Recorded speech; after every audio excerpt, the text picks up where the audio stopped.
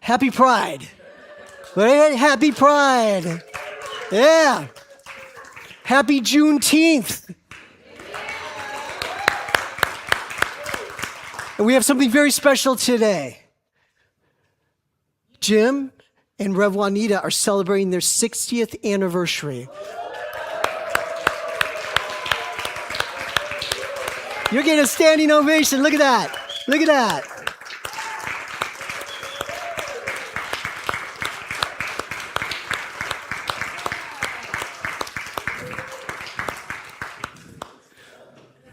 We love you.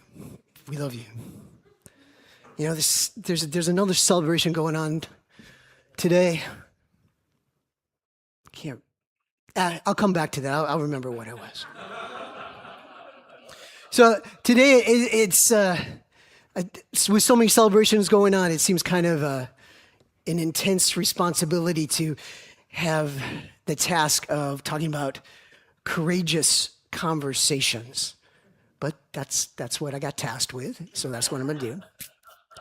You ready to get started? I know you are. So do this right now. Let's take a breath with me.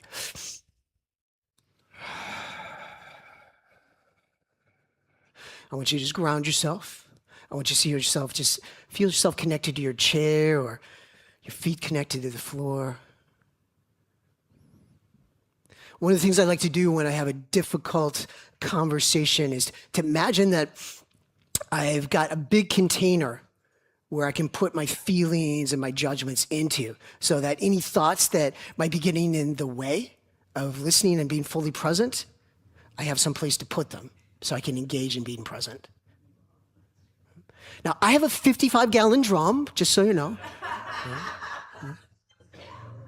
And I encourage you right now, I want you all to imagine that you've got a container for those feelings, anything that might be getting in your way. Now, some of you might have a little sand pail. Some of you might need an Olympic swimming pool. I don't know. Nonetheless, it's a temporary holding place. That stuff you put in there is important. It's not for you to ignore it. It's just temporary. It's so you can be fully present. Because if you ignore what you put in there, then you're just doing an emotional or a spiritual bypass. Now I remember what the other celebration is. There's a man, he lives in Washington, D.C., and he has a government job. He lives in a taxpayer-funded housing. He's turning 80 today. I told you might need a container. I know some of you right now, your container's getting a little bit bigger. Did you know that he's a follower of Norman Vincent Peale? And for those of you that don't know who Norman Vincent Peale is, he's best known for a book he published in 1952 called The Power of Positive Thinking. Now, Norman Vincent Peale was a Christian minister and a contemporary of Ernest Holmes, the author of The Science of Mind, the founder of our philosophy. Peale thought that Holmes, he thought of him as a spiritual mentor and was influenced by his work. There are some fundamental differences between the power of positive thinking and the science of mind. I'm not going to go into all of that right now, but I just know that Peale's philosophy was based in a Christian understanding of God, a tradition where God is outside yourself rather than indwelling God, which is part of our philosophy and belief. In essence, the power of positive thinking is about combining an optimistic attitude with faith in oneself and a higher power. It kind of sounds familiar, right? And its focus on optimism, optimistic thinking can lead to spiritual and emotional bypassing. Norman Vincent Peale said that that man I mentioned earlier who's celebrating his 80th birthday was one of his best students. So clearly using the power of positive thinking can lead to incredible results, to great power, great wealth. But it's also, this moment is an example of what it looks like when a person doesn't deal with their shadow. When someone's emotionally and spiritually bypassing the uncomfortable stuff. You have to work harder. You kind of strong arm it, the physical world, so to speak, to make it work. And along the way, you can create some very unpleasant experiences for yourself and for others. So, back to the container you just created. That's why it's important not to ignore what you put in that container. And you're probably going to need it a little bit today.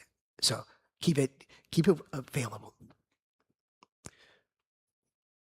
Now, if I were to peer into my 55-gallon drum right now, I'd probably be seeing some anger and some fear, some disappointment, and a whole lot of, oh my God, really mixed into it. So take a breath with me again.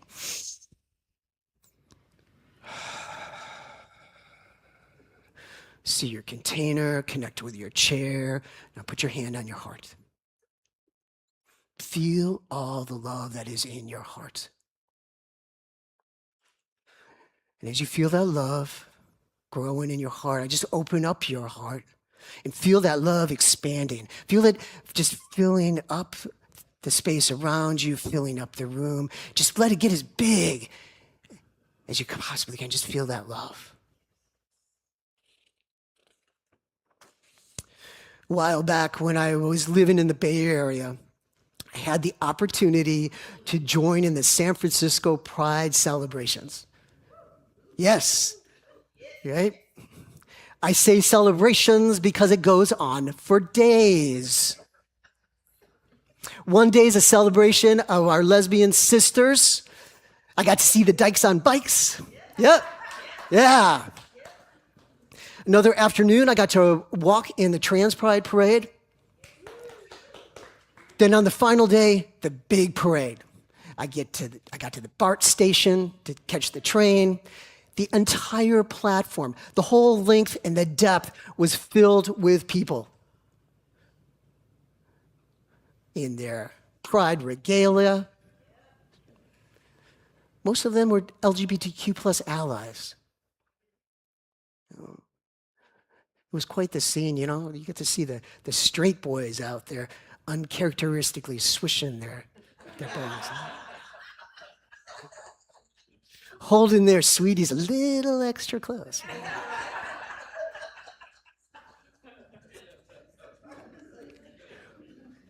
Pride is more than a celebration of the LGBTQ plus community. It's a joyous celebration of the I am. Celebrating the divine creative life that flows through each and every one of us. It's the spirit of life bringing down the social constraints that want us to stay small and hidden. It's saying, I'm not hiding my light under a bushel. See me shine, see me sparkle, see me dazzle. Happy Pride.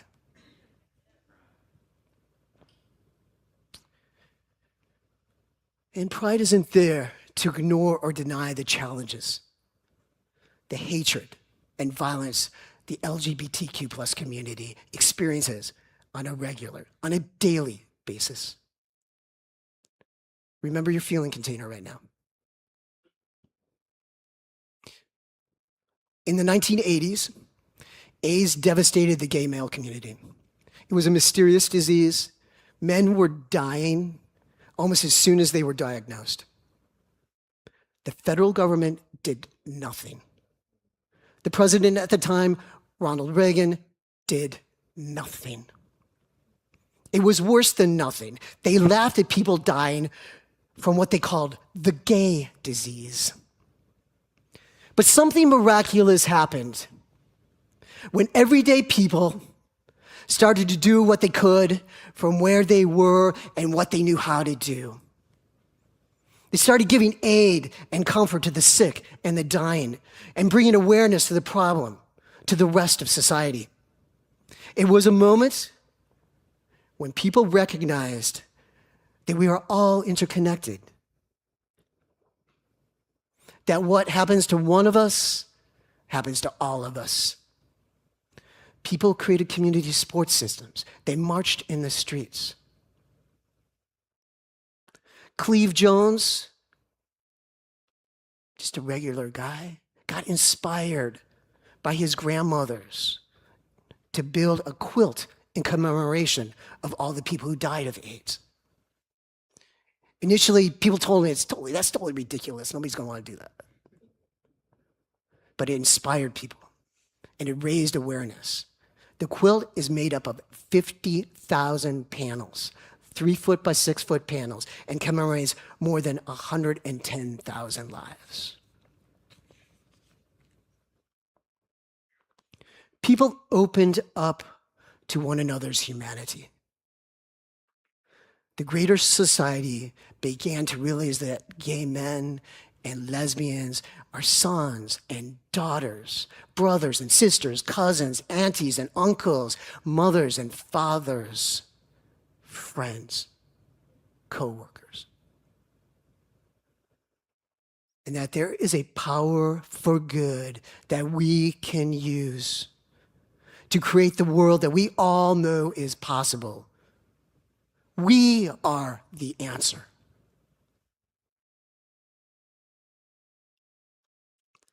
If we fast forward to now, 2026, the LGBTQ plus community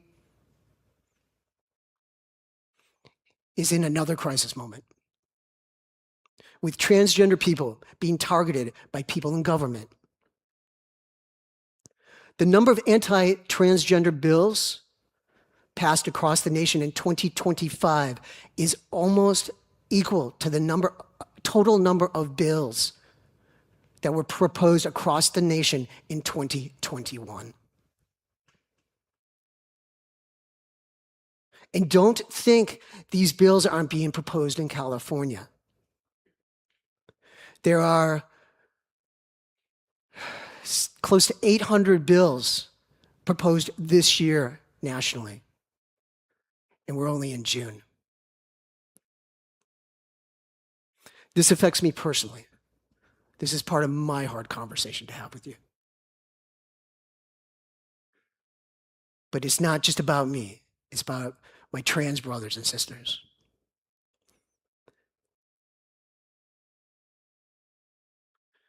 The bills and the rhetoric are denying access to health care, access to bathrooms, and people, trans women, are getting murdered.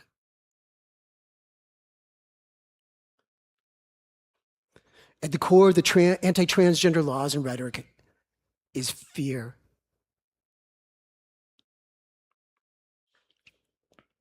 Fear that what a person does with their body can't be controlled. Like, who controls somebody's body? Who has a right to your body to control it? And today is the transgender community, but it impacts all of us. The right to the autonomy of our bodies. The real question, though, is, do we want to live in a society that's governed by fear or love? And I mean capital L, agape love. Take a breath with me right now.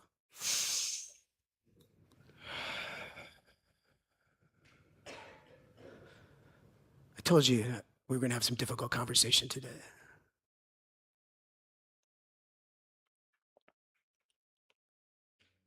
When you're having difficult conversations, another important thing to know is what you value, so we can engage in those difficult conversations courageously. Those values will guide us through the fear that wants to hold us back to our courageous heart.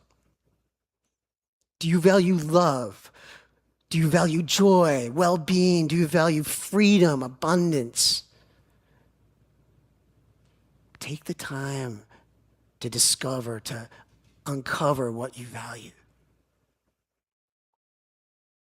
Do you value knowing that you are a divine child of God?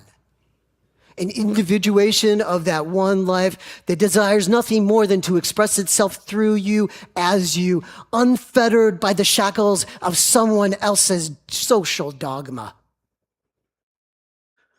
Ernest Holmes did not tell us to stay out of the world.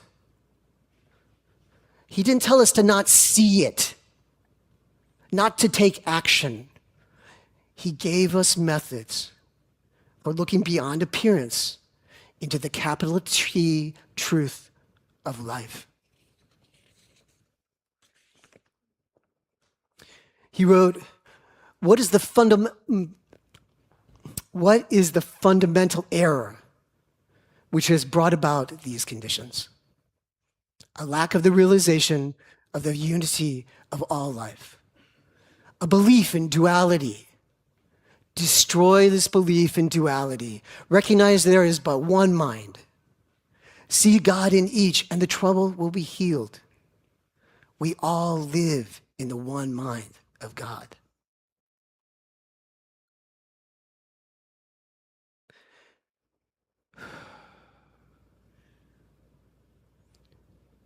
Take the first step.